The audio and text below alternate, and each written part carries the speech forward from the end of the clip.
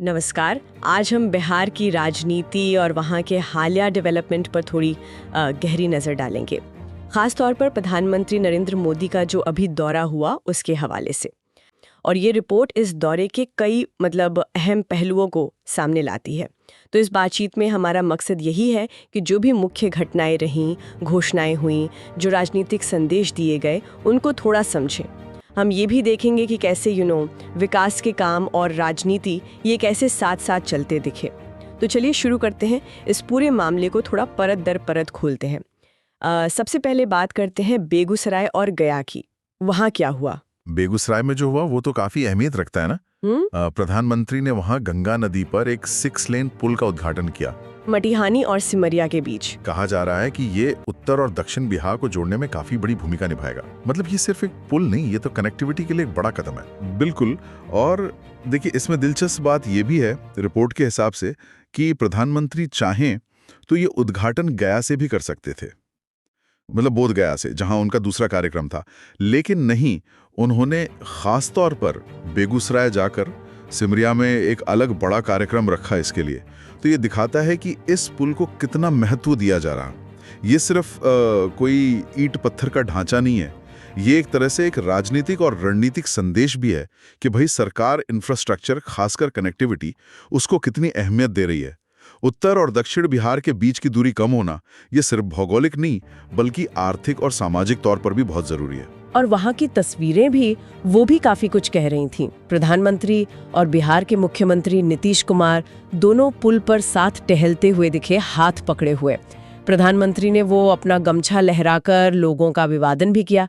Report में दिखा रहे थे कि काफी रंगारंग माहौल था, सांस्कृतिक कार्यक्रम, लोक नृत्य, लोकगीत, ऐसा लग रहा था जैसे कोई उत्सव हो। हाँ, वो तस्वीरें तो मतलब राजनीतिक गलियारों में चर्चा का विषय बन गई। इसे साफ तौर पर लोकसभा चुनावों से ठीक पहले एनडीए की जो एकजुटता है उसके प्रदर्शन के तौर पर देखा गया। जब प्रधानमंत्री और मुख्यमंत्री हाथ में हाथ डाले पुल पर चल रहे थे, तो ये गठबंधन के अंदर सब ठीक है, इसका एक बहुत पावरफुल विजुअल मैसेज था। खासकर जो हाल में राजनीतिक उलटफेर हुए उसके बाद ये दिखाना जरूरी था कि बिहार में एनडीए एक मजबूत इकाई है और विपक्ष के लिए इसे तोड़ना आसान नहीं होगा। ये सिर्फ पुल का उद्घाटन नहीं था, एक तरह से गठबंधन के पुल को भी मजबूत दिखाने की कोशिश थी। यानी विकास के मंच से एकता का संदेश, ये दिलचस्प है। और विकास की बात चली है तो गया में भी एक बड़ा कार्यक्रम हुआ। वहां से प्रधानमंत्री ने बिहार के लिए करीब 13,000 करोड़ रुपए की कई परियोजनाओं की या तो नींव रखी या घोषणा की। तो ऐसा लगता है कि इंफ्रास्ट्रक्चर पर काफी जोर था इस दौरे में। निश्चित रूप से 13,000 करोड़ रुपए ये एक बड़ी रकम है और इसमें कई अलग अलग सेक्टर्स की परियोजनाएं शामिल होंगी, ऐसा हम अंदाजा लगा सकते हैं। हालांकि रिपोर्ट में सभी का ब्यौरा तो नहीं था, लेकिन इतनी बड़ी राशि का ऐलान ये संकेत देता है कि केंद्र सरकार बिहार के विकास को लेकर गंभीर है, या कम से कम ऐसा दिखाना चाहती है। ये राशि पुल जैसे फिजिकल इंफ्रास्ट्रक्चर के साथ साथ शायद ऊर्जा, रेलवे या शहरी विकास, इनसे भी जुड़ी हो सकती है। ठीक है, तो एक तरफ तो ये विकास की बड़ी बड़ी बातें हो गईं, लेकिन प्रधानमंत्री के भाषणों में राजनीतिक तेवर भी उतनी ही तीखे थे।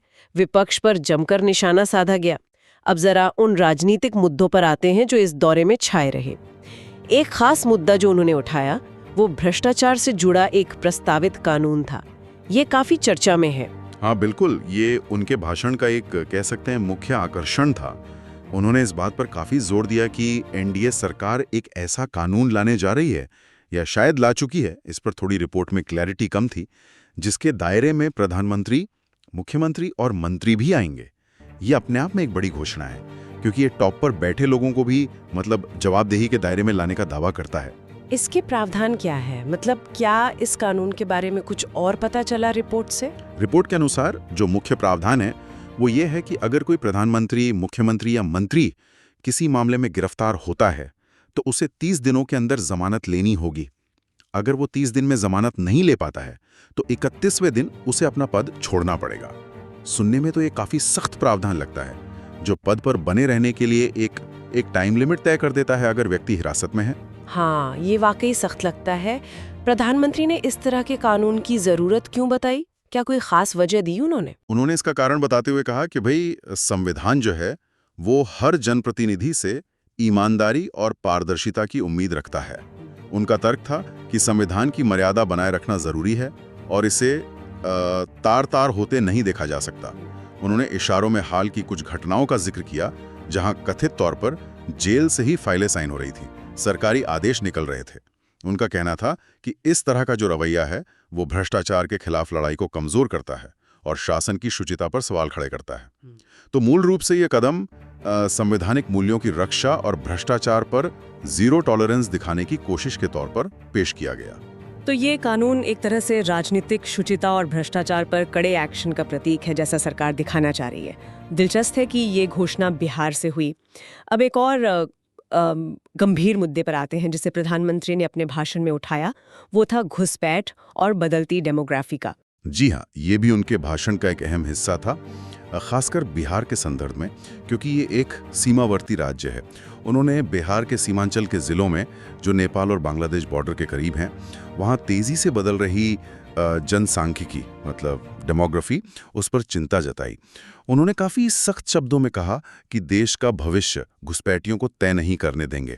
ये एक संवेदनशील मुद्दा है जो अक्सर बॉर्डर वाले राज्यों में राजनीतिक चर्चा का केंद्र बनता है। उन्होंने इस बदलती डेमोग्राफी के क्या असर बताए? उनके हिसाब से क्या दिक्कतें हो रही हैं या हो सकती हैं इससे? उनका मुख्य तर्क ये था कि घुसपैठ की वजह से जो स्थानीय संसाधन हैं उन पर दबाव बढ़ रहा है।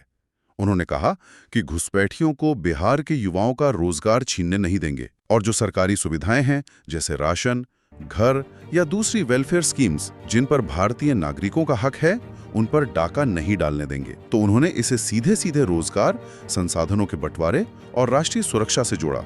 ये एक ऐसा तर्क है जो स्थानीय लोगों, खासकर युवाओं में भावनात्मक रूप से असर कर सकता है।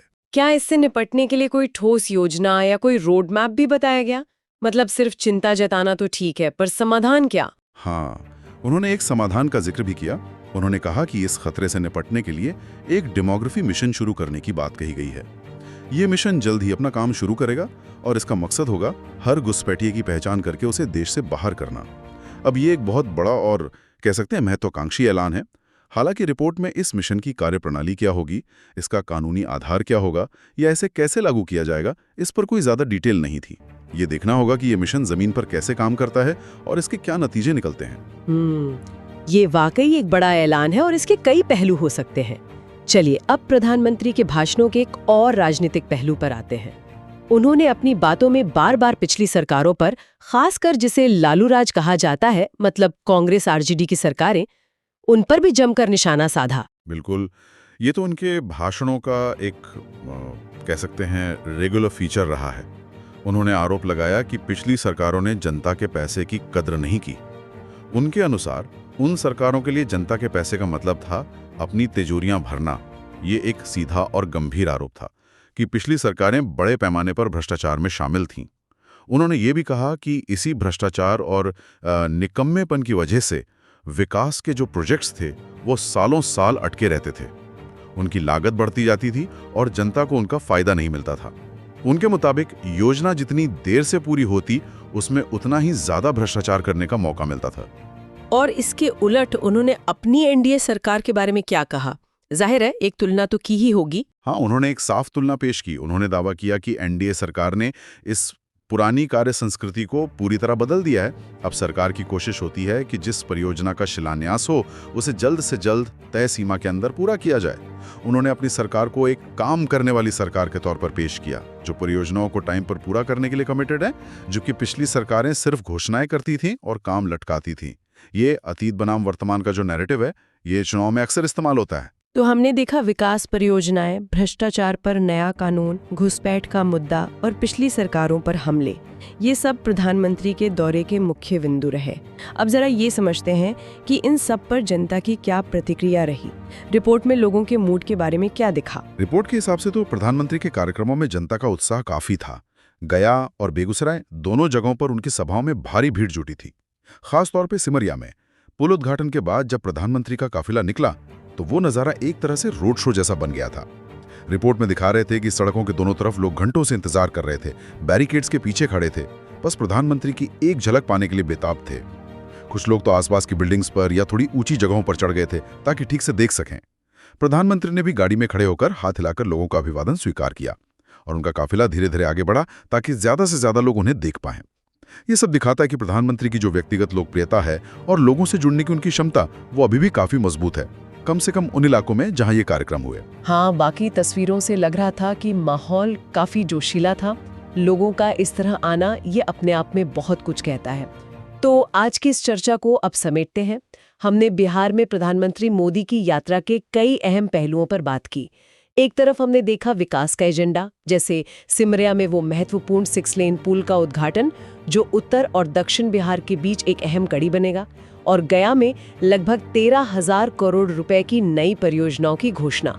ये निश्चित रूप से बिहार के इंफ्रास्ट्रक्चर के लिए अहम कदम हो सकते हैं। हाँ, और खासकर उस पुल का, जैसा हमने कहा, सिंबॉलिक महत्व भी था, जैसे सिर्फ एक कंस्ट्रक्शन प्रोजेक्ट के तौर पर नहीं बल्कि एनडीए की एकजुटता के मंच के तौर पर भी इस्तेमाल किया गया। बिल्कुल। और दूसरी तरफ हमने तीखे राजनीतिक संदेशों पर भी गौर किया। भ्रष्टाचार के खिलाफ एक सख्त प्रस्तावित कानून का ऐलान, जिसमें टॉप के लोग भी शामिल होंगे। सीमावर्ती जिलों में बदलती डेमोग्राफी और घुसपैठ पर चिंता और उससे निपटने के लिए डेमोक्रेसी मिशन का वादा। और साथ ही पिछली सरकारों, खासकर लालू राज पर भ्रष्टाचार और विकास में देरी को लेकर कड़े हमले। और इन सब के साथ मुख्यमंत्री नीतीश कुमार के साथ पुल पर हाथ में हाथ डालकर चलने वाली वो तस्वीर, वो एकजुटता का प्रदर्शन भी चुनाव से पहले एक सोचा समझा राजनीतिक संकेत था। ये पूरी यात्रा देखा जाए तो विकास और राजनीति का एक मिलाजुला पैकेज थी, जिसमें भविष्य के वादे भी थे, अतीत की आलोचना भी थी और वर्तमान की एकजुटता भी थी। तीनों का समावेश था। हाँ, ये तो साफ है कि ये यात्रा सिर्फ फीते काटने या शिलान्यास करने तक ही सीमित नहीं थी।